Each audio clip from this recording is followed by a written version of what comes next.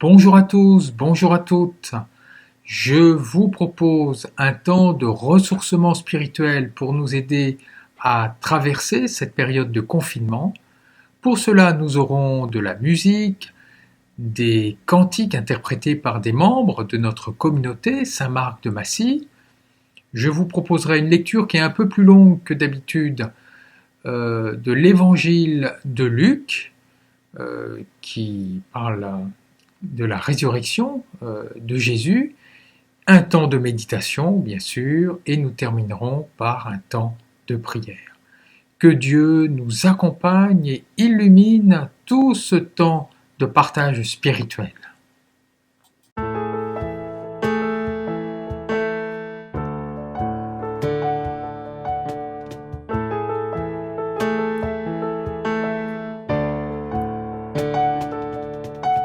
Me voici, confondu par ta majesté, couvert par ta grâce illimitée. Me voici, conscient du poids de mes fautes, couvert par le sang de l'agneau. Car je sais que l'amour le plus grand m'est donné. Tu as offert ta vie, le plus grand sacrifice.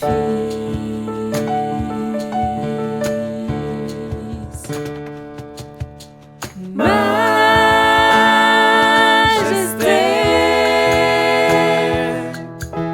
majesté,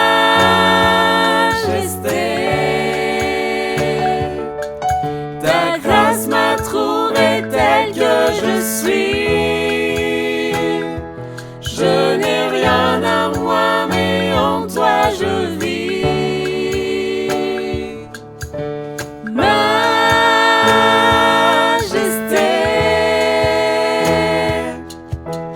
majesté,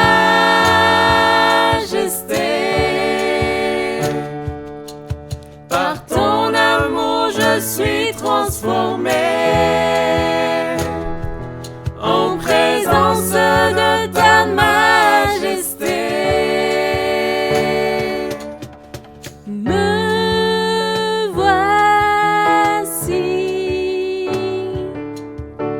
confondu par ton amour.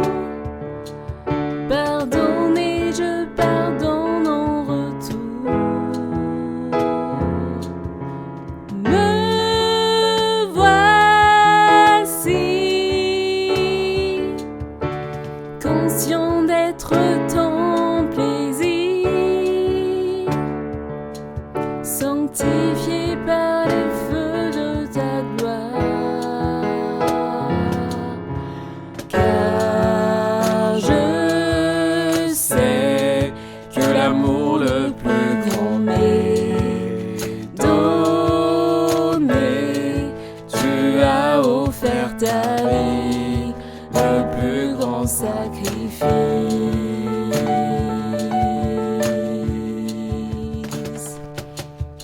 Majesté,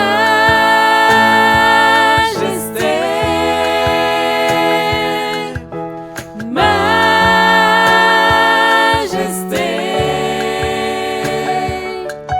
ta grâce m'a trouvé tel que je suis. Je n'ai rien à moi, mais en toi je vis. Majesté,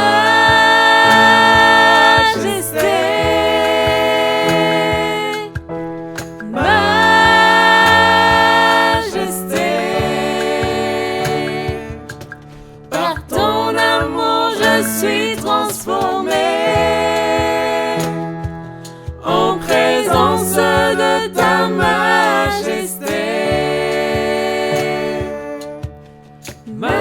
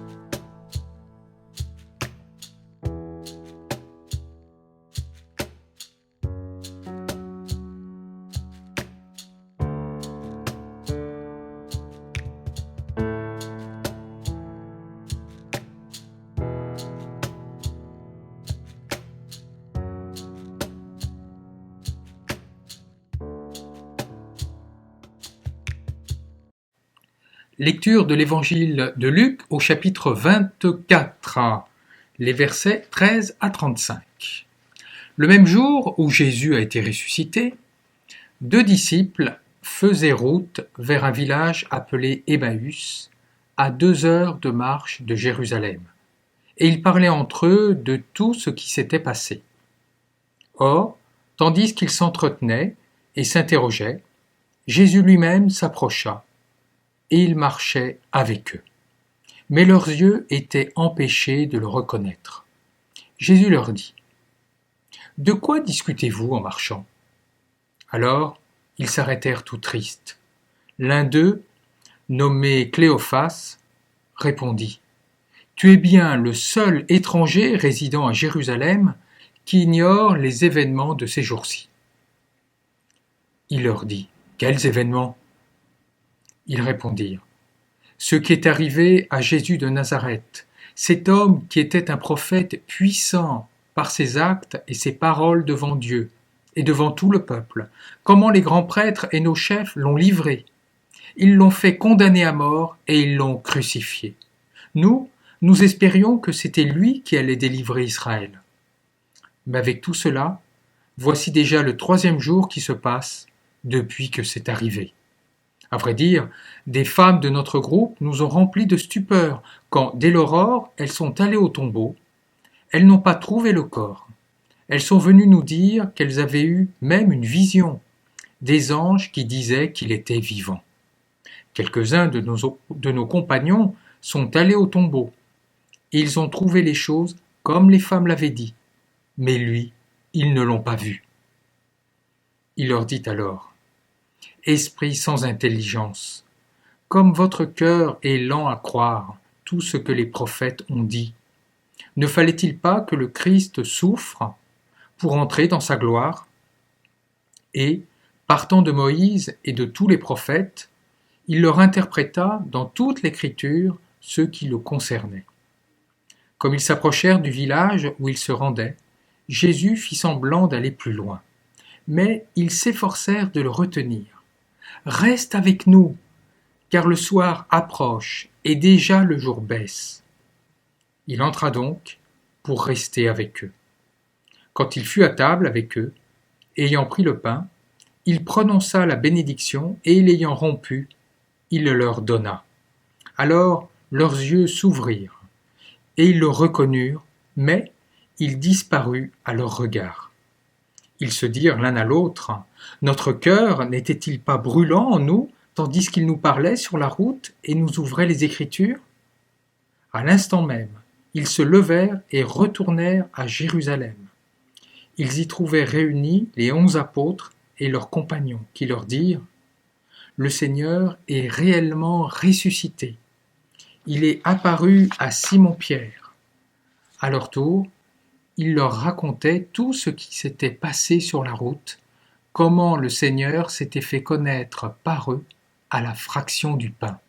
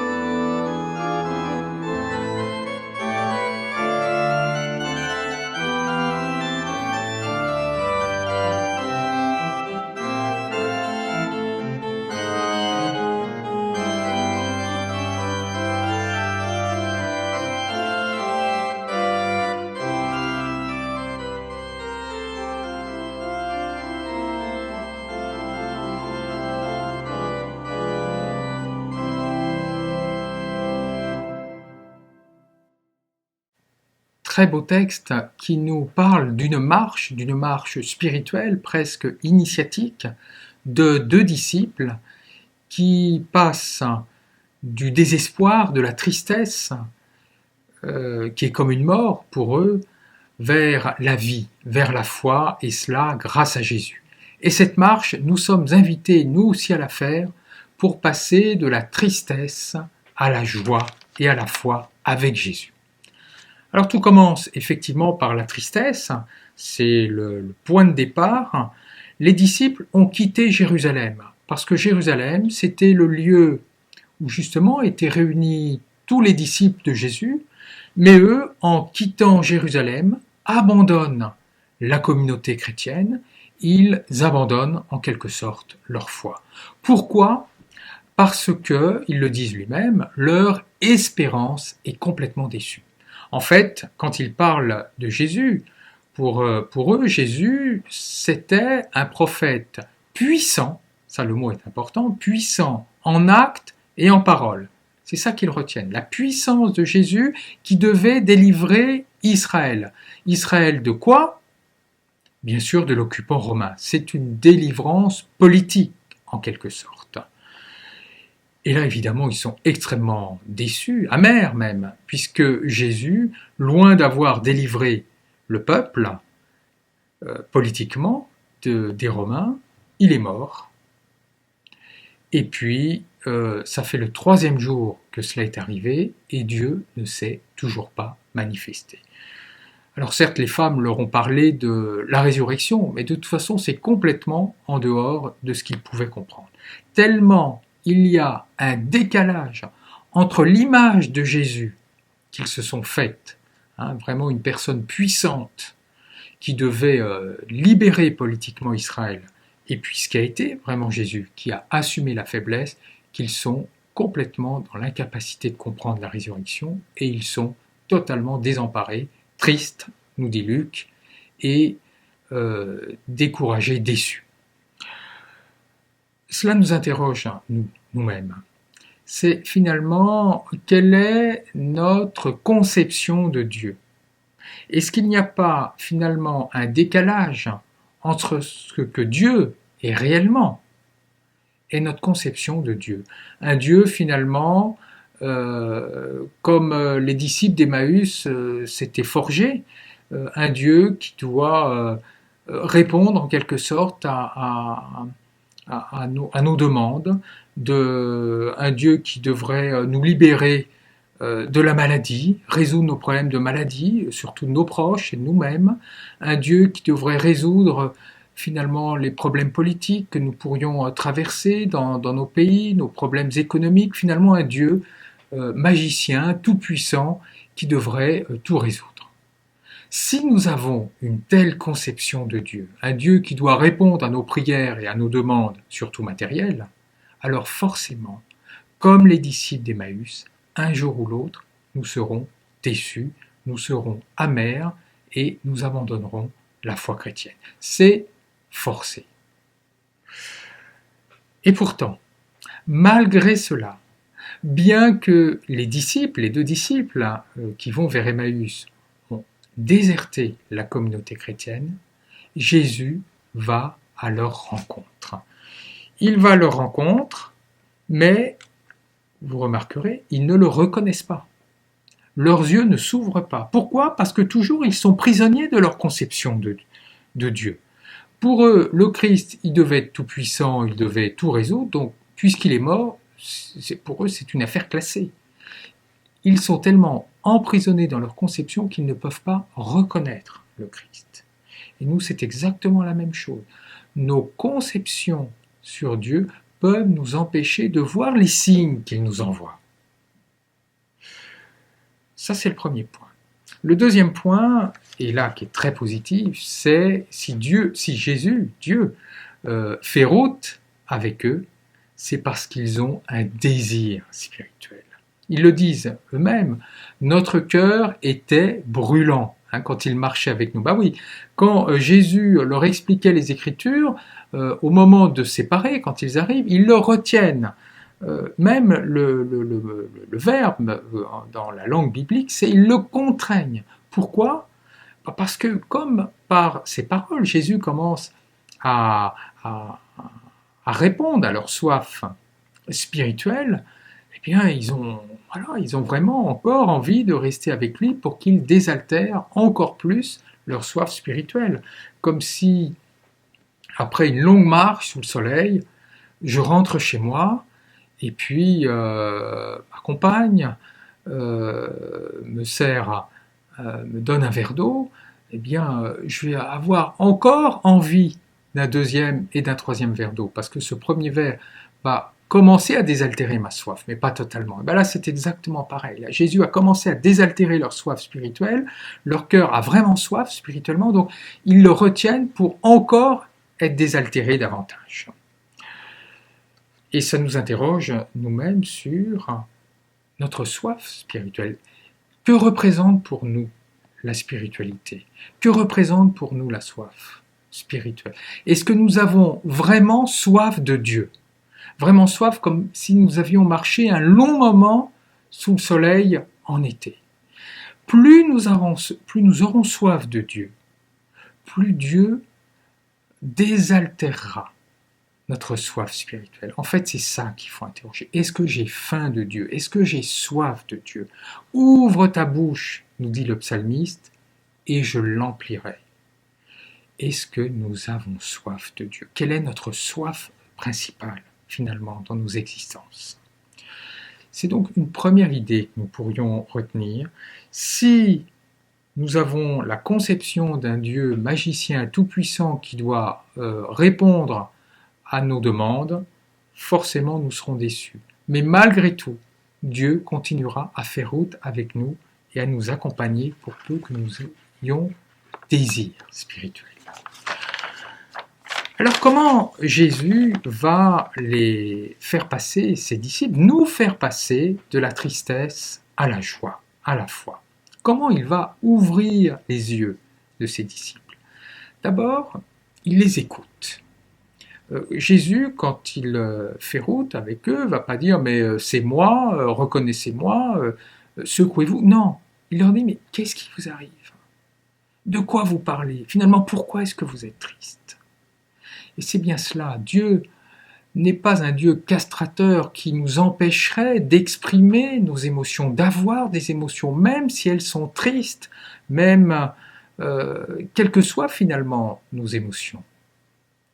Au contraire, il nous invite à les exprimer. Et si nous ouvrons le livre des psaumes, nous verrons combien ces prières humaines adressées à Dieu expriment des émotions parfois de tristesse, de colère, de désespoir.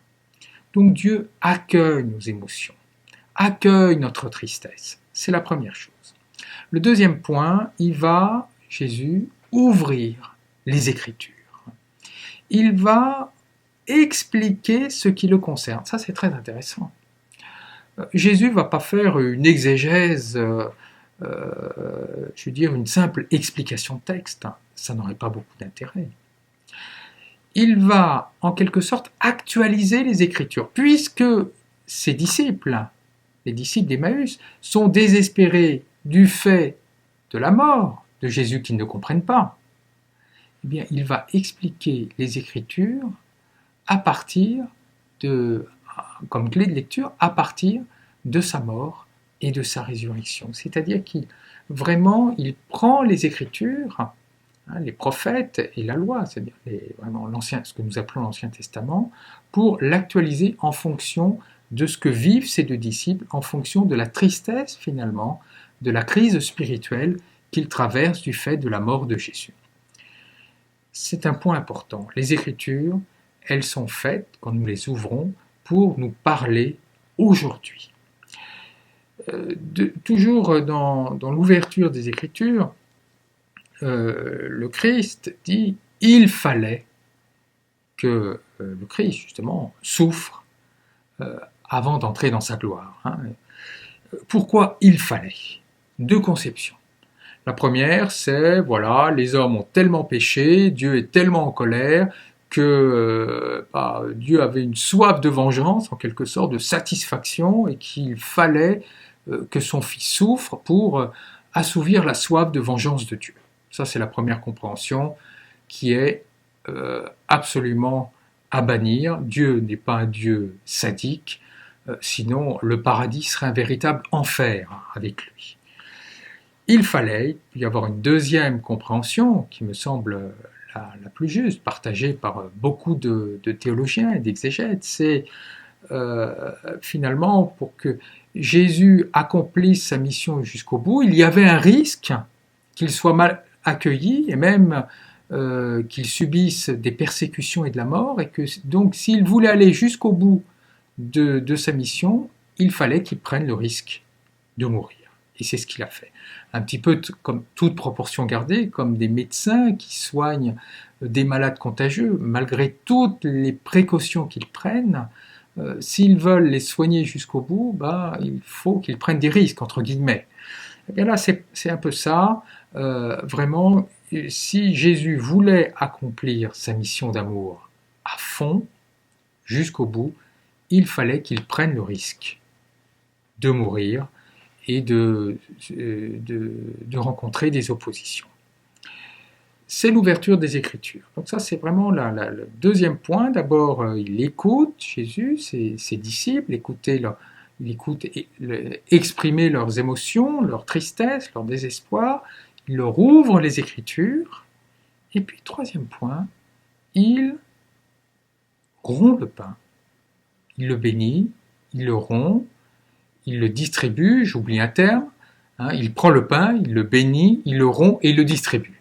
C'est une scène, c'est une Eucharistie.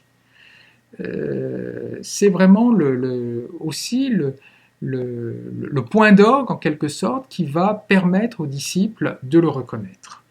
Il n'y a pas de sainte scène d'Eucharistie sans explication, sans ouverture de la Bible et sans explication de la Bible, mais il n'y a pas non plus de Bible, d'ouverture de la Bible, sans Eucharistie, sans Sainte Seine. C'est vraiment les deux pôles spirituels du culte, en quelque sorte, qui a été célébré avec ses deux disciples et le Christ.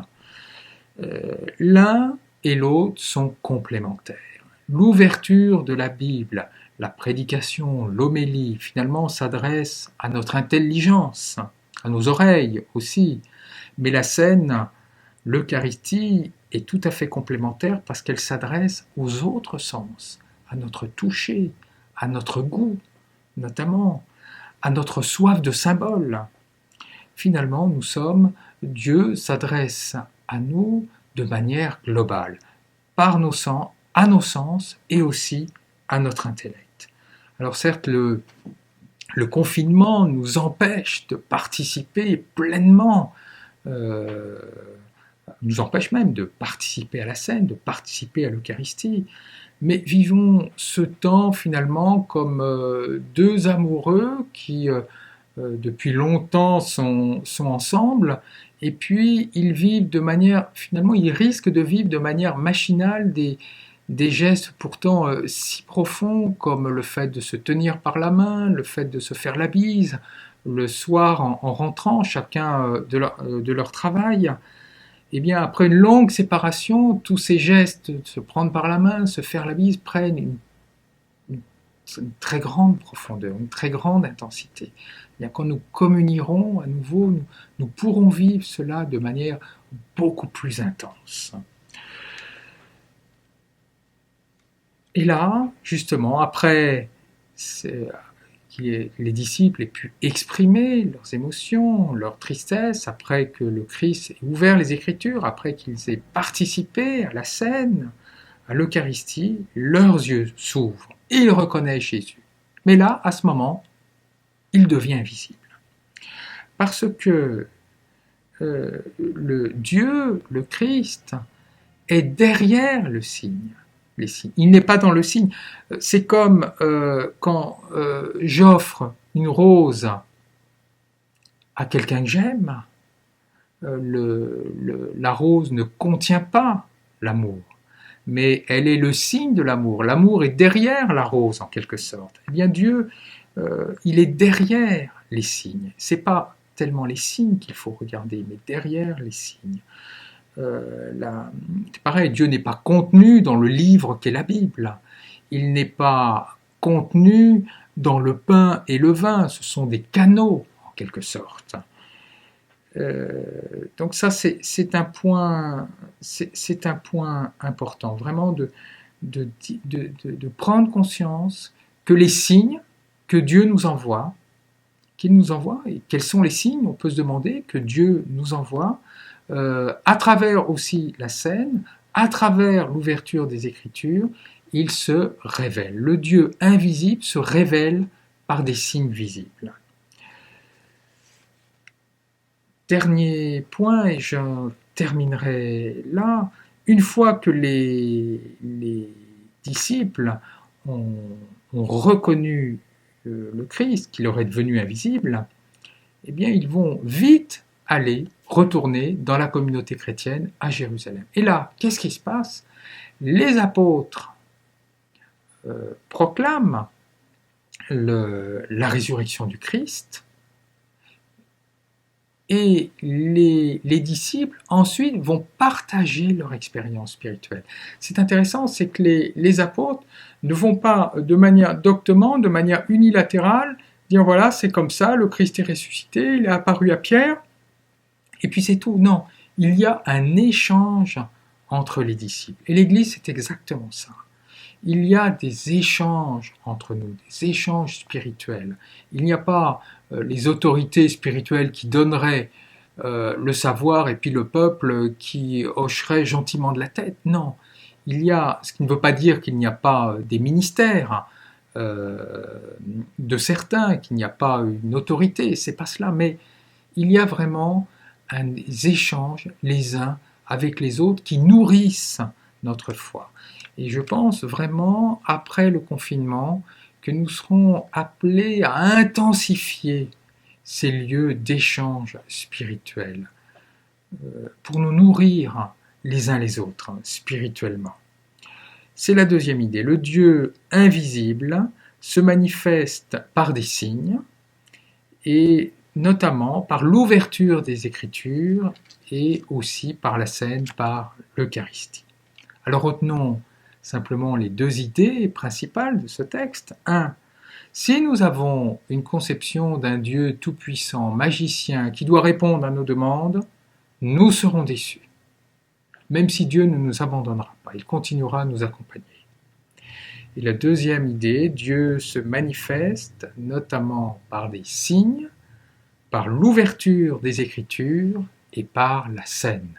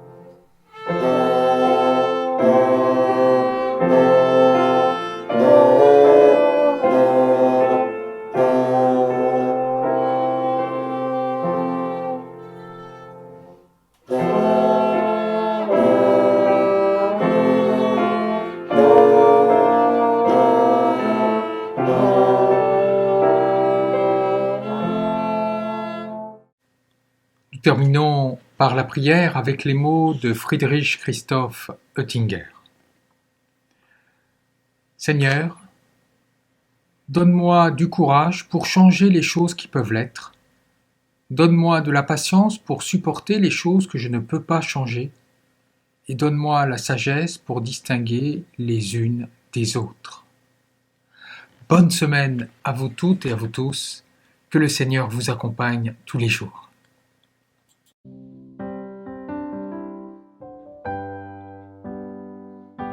au-dessus des puissances, au-dessus des rois, au-dessus de la nature et de la création, au-dessus de tous les plans des hommes sages.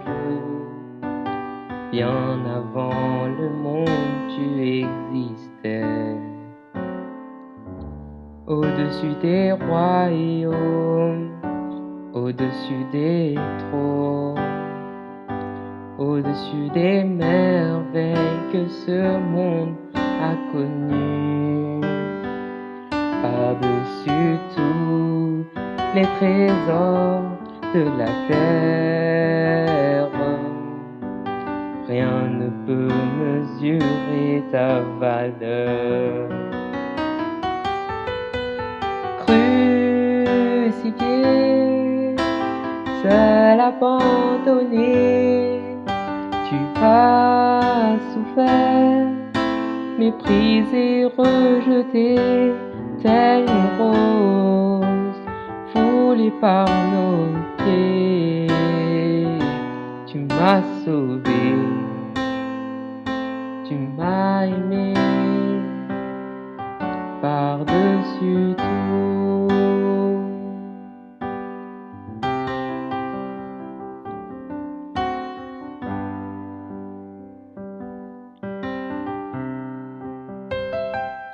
Au-dessus des puissances, au-dessus des rois, au-dessus de la nature et de la création, au-dessus de tous les plans des hommes sages. Bien avant le monde, tu existais. Au-dessus des royaumes, au-dessus des trônes, au-dessus des merveilles que ce monde a connues, par-dessus tous les trésors de la terre. Rien ne peut mesurer ta valeur. Crucifié, seul abandonné, tu as souffert, méprisé, rejeté, telle une rose foulée par nos pieds. Tu m'as sauvé, tu m'as aimé par-dessus tout. Crucifié, seul abandonné, tu as souffert, méprisé, rejeté, telle une rose foulée par nos pieds. Tu m'as sauvé, tu m'as aimé par-dessus tout.